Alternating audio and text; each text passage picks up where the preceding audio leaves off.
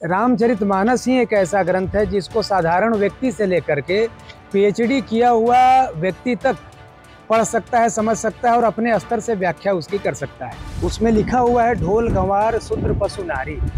इसकी व्याख्या संविधान चलाने वाला नेता नहीं कर सकता। इसकी व्याख्या के लिए उसको किसी संत के चरणों में रहना पड़ेगा। शूद्र मतलब होता है सेवा करने वाला, ठीक है। नारी, ढोल और गंवार मतलब जो शास्त्र का ज्ञान नहीं है जिसको, जैसे अभी लोग कमेंट कर रहे थे वो शुद्ध वो गंवार है। नहीं, गीता का जो शब्द है संस्कृत निष्ठ है। गीता वह विद्वानों का विषय है। उत्तर प्रदेश सबसे बड़ा प्रदेश है। हमारा भारत में सबसे बड़ा प्रदेश कोई है तो उत्तर प्रदेश है। लेकिन क्या उत्तर प्रदेश में कहीं दंगा हुआ? इससे पूर्व होता था। सपा की सरकार होती थी या भाजपा की सरकार होती थी या कांग्रेस की होती थी तो दंगा होता था। पार्टी फोरम पे क्यों नहीं बात करते? क्यों ये पत्रक बांटे जा रहे हैं? भाई पत्रक इसलिए बांट रहे हैं कि हम लोग जो लोगों को जगा रहे हैं कि हमारे भाई जागो, अब नहीं तो कब।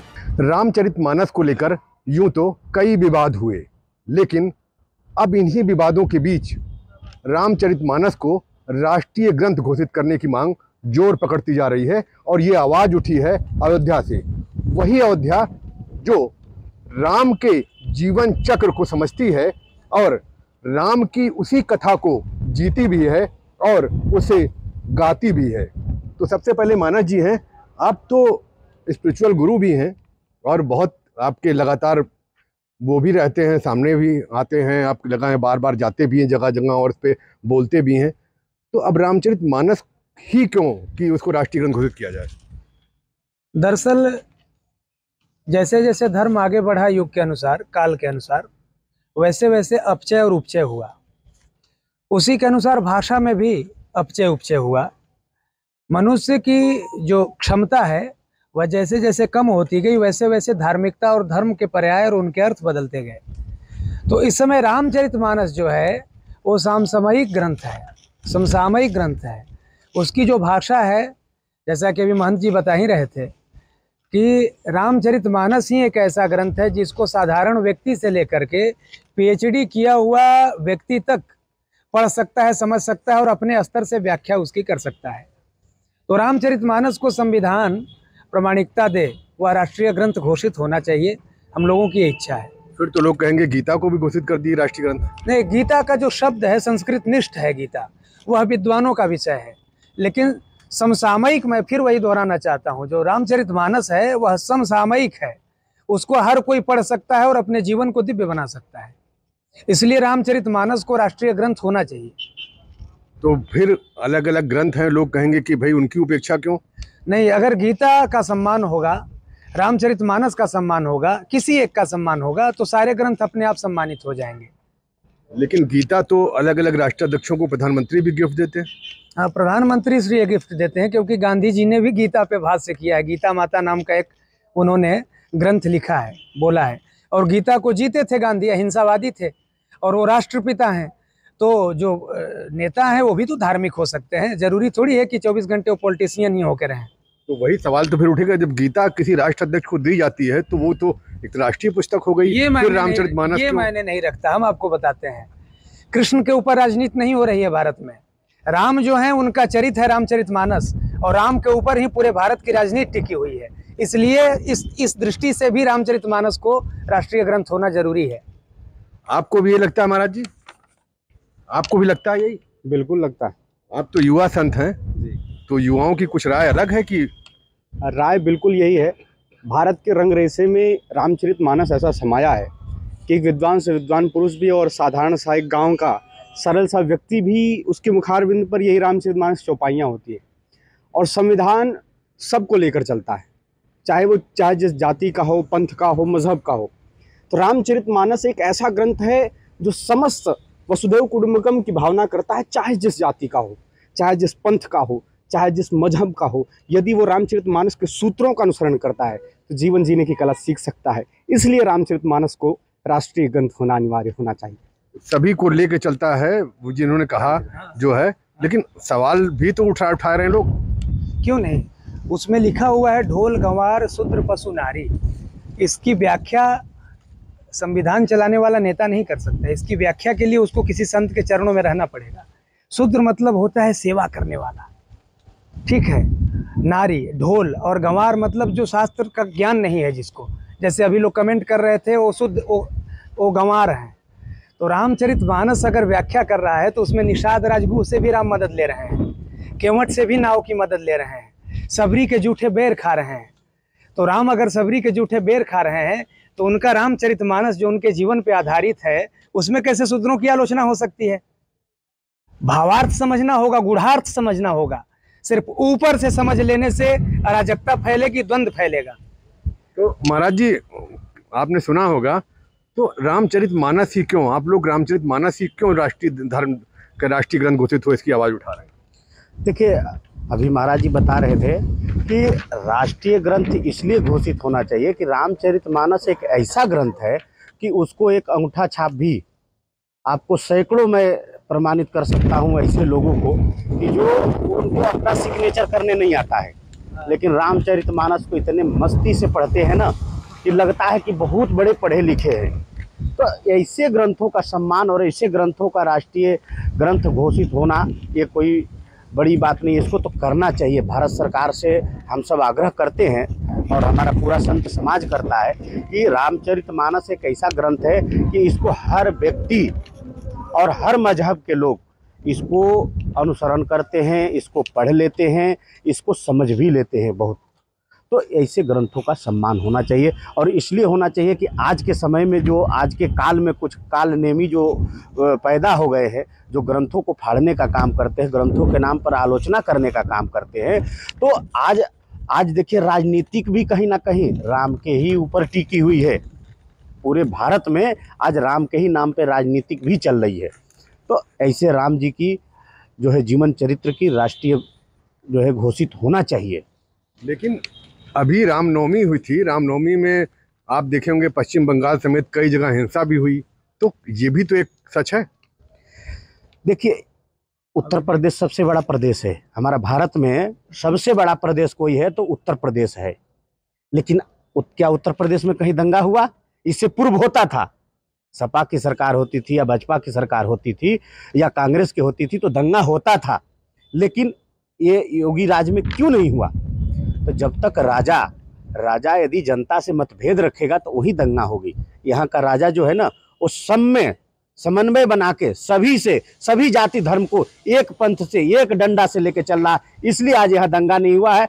ममता बनर्जी एक व्यक्तिगत जाति का राजनीति कर रही है और अदर भी प्रदेशों में जो कर रही है, इसके कारण दंगा हुआ है। आपको लगता है कि राम राजनीति से जुड़े?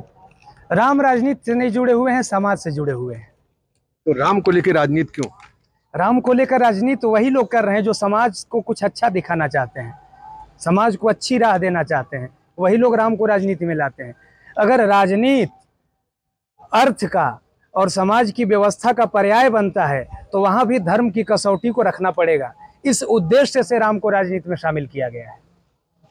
तो आपने भी तो भाजपा से टिकट भी मांग रहे हैं आप, और अच्छा, पत्नी मतलब महिला सीट हो गई तो अब पत्नी आ गई। खैर, सीट पहले थी। हाँ, नहीं तो अब ये कि आप भी ये मुद्दा उठा रहे हैं और जगह जगह पंपलेट बांटते हुए दिखाई दे रहे हैं कि जो है भाई वो रामचरितमानस को राष्ट्रीय ग्रंथ घोषित किया है। जब मैं सनातन धर्म में पैदा हुआ हूँ और वो भी अयोध्या की धरती पर, और हम जब से हमको जानकारी मतलब जानने लायक हुए तब से मैं अपने देवों की पूजा करता रहा हूँ। हमको जो घर में शिक्षा दी गई, दीक्षा दी गई, उस हिसाब से। और प्रभु श्री राम हम लोगों की आत्मा में बसे हैं, जिनको लेकर के हम लोग लड़ाई लड़े। हम लोग जो है राम जन्मभूमि में भी लड़ाई लड़े। और आप ये बताइए कि जैसे थाईलैंड जैसा देश जहाँ की आबादी 0.02% है, यानी लाखों में भी नहीं है, वहाँ के राष्ट्रीय ग्रंथ को रामायण माना गया है, यानी राम कीर्ति, जिसका अर्थ होता है राम कीर्ति। और हमारे इस भारत देश में जहाँ देवों की भूमि कहा जाता है, अयोध्या यहाँ है, काशी यहाँ है, मथुरा यहाँ है, मतलब हजारों तीर्थ स्थल यहाँ है। उस स्थान पर करोड़ों सनातनी हिंदुओं को होने के बाद जो हमारे हिंदू भाई हैं करोड़ों की संख्या में, जो एक देश की पहचान है, हमारा धर्म एक देश की पहचान है, वहाँ पे हमारे रामचरितमानस को या हमारे ग्रंथों को राष्ट्रीय धर्म घोषित ना करना, ये एक अपने आप में अपमानजनक है। जिसको हम लोग कभी बर्दाश्त नहीं करते। पार्टी फोरम पे क्यों नहीं बात करते, क्यों ये पत्रक बांटे जा रहे हैं? भाई पत्रक इसलिए बांट रहे हैं कि हम लोग जो लोगों को जगा रहे हैं कि हमारे भाई जागो, अब नहीं तो कब। कोई भी रामद्रोही, कोई भी कृष्णद्रोही हो जाता है, जाकर के हमारे रामचरितमानस को फाड़ देता है, हमारे धार्मिक पुस्तकों को फाड़ के जला देता है, जो अब बर्दाश्त करने योग्य नहीं है और ना कभी भी करोड़ों सनातनी हिंदू बर्दाश्त करेंगे। ऐसा है महाराज जी? देखिए, ये बताया ना कि ये कालनेमी जो है ना, समय समय से पैदा हुए हैं, पैदा होते आए हैं, पैदा होते रहेंगे। तो जब राष्ट्रीय ग्रंथ घोषित इसीलिए किया जाएगा, करना चाहिए कि फिर ये हमारे ग्रंथों का अपमान नहीं होगा, इसलिए हम सब मांग कर रहे हैं। चुनाव में मुद्दा होगा ये? आपकी नगर पालिका और नगर निगम के जो चुनाव हैं, इसमें मुद्दा होगा ये? नहीं, नगर पालिका नगर निगम के चुनाव में तो मुद्दा होगा ही। ये मुद्दा जो है विधानसभा और लोकसभा के चुनाव में भी होगा कि हमारे ग्रंथ को, जो पूरे देश की एक पहचान है, पूरे विश्व की पहचान है, पूरे विश्व में करोड़ों सनातनी हिंदू जो है निवास कर रहे हैं, और आज भी हमारा ग्रंथ जो है राष्ट्रीय ग्रंथ घोषित नहीं हो पाया है, तो मुद्दा बनेगा और मुद्दा होना भी चाहिए। क्योंकि अब सनातनी हिंदू जाग चुका है, वो अपने अधिकारों को पहचान रहा है कि हम उसी देश में रह रहे हैं जहाँ से जो है हमारे लाखों तीर्थ स्थल हैं। ये रामचरितमानस और राम के बहाने वोट बटोरने की कोई कोशिश तो नहीं है? भाई सांस लेना भी कोई बंद कर देता है। अगर प्रभु श्री राम हमारी सांसों में बसे हैं, हमारे दिल में बसे हैं, तो वो राजनीति नहीं है, बल्कि वो हमको एक रास्ता दिखाते किस तरीके से आप कार्य करिए जिससे समाज का भला हो। तो अगर लोगों को इसीलिए जोड़ रहे हैं कि भाई रामचरितमानस राष्ट्रीय ग्रंथ घोषित हो और हमें उसके लिए वोट दीजिए, यही करें? नहीं, ये एक अलग चीज़ है, वो उनकी इच्छा पर निर्भर है, किसको वोट देते हैं किसको नहीं देते। लेकिन इतना तो हमको मालूम है कि इस निंदा, जैसे पाकिस्तान में कोई इस निंदा होती है उसको तत्काल सजा दी जाती है, हमारे यहाँ हमारे भगवान की, हमारे प्रभु की निंदा की जाती है, उनके ग्रंथ फाड़े जाते हैं, इस पर कोई वो नहीं है, उनको ऐसे छोड़ दिया जाता खुले, जो अपमानजनक है। तो अगर वोट आपको टिकट नहीं मिला, तब ये मुद्दा भाजपा के खिलाफ जाएगा आपका? इसकी बात नहीं है, कहने का मतलब है मैं प्रयास कर रहा हूँ और प्रयास करता रहूँगा, मरते दम तक करता रहूँगा, हमारा ये जो है रामचरितमानस या हमारे ग्रंथ राष्ट्रीय ग्रंथ घोषित हों। ये मुद्दा चुनाव से अलग हटके है। ये मुद्दा बनेगा चुनाव में आने वाले? देखिए, आने वाले चुनाव में ये मुद्दा बनेगा, इसलिए बनेगा कि रामचरितमानस के को जो कुछ कालनेमी जो अपमान किए, जो उसका फोटोकॉपी करा के पेपर फाड़ने का जो काम किए, और वो भी चुनाव में आएंगे और सनातनी भी चुनाव में आएंगे, तो ये मुद्दा बनना स्वाभाविक है और ये मुद्दा बनेगा।